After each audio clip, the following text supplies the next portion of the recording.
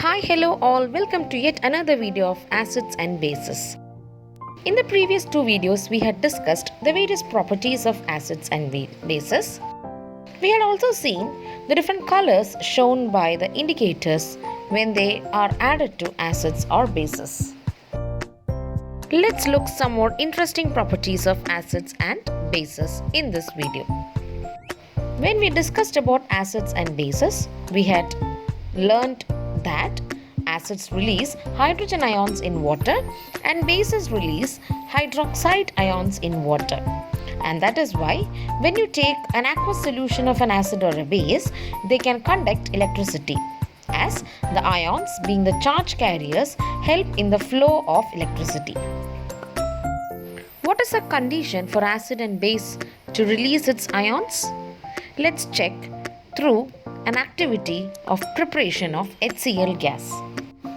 In this activity, we require two reactants, sodium chloride and concentrated sulfuric acid. Take about 1 gram of solid sodium chloride in a clean and dry flask. Add concentrated sulfuric acid slowly into this flask.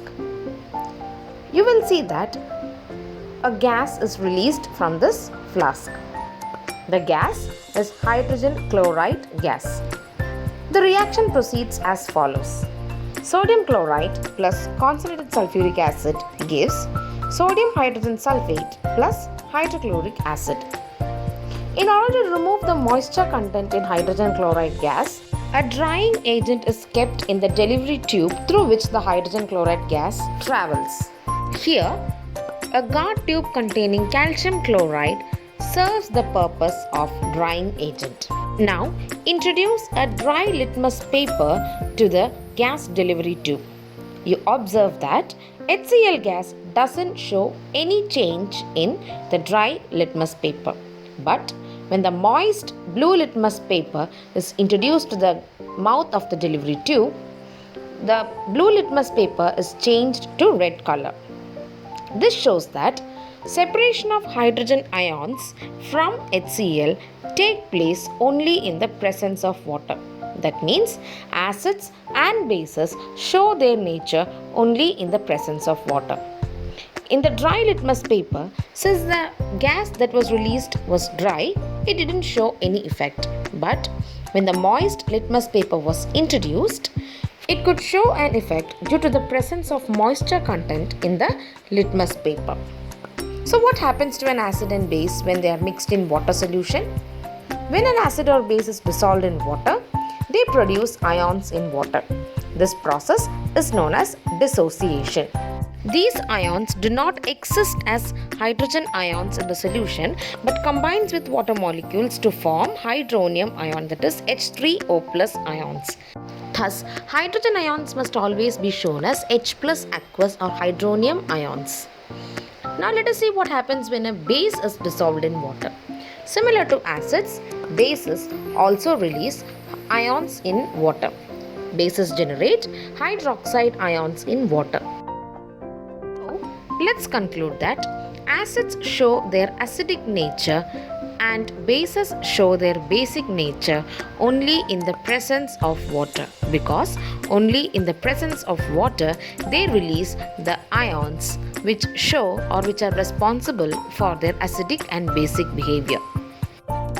In the first video of acids and bases, we had discussed what a concentrated and a dilute acid means. In a dilute solution, the amount of solute is much less than the amount of solvent. That means, in a dilute acidic solution, the amount of acid is comparatively less, or the amount of water is more in dilute acids than in concentrated acids. Usually in laboratories, we need to use dilute acids for doing various experiments because concentrated acids are corrosive in nature.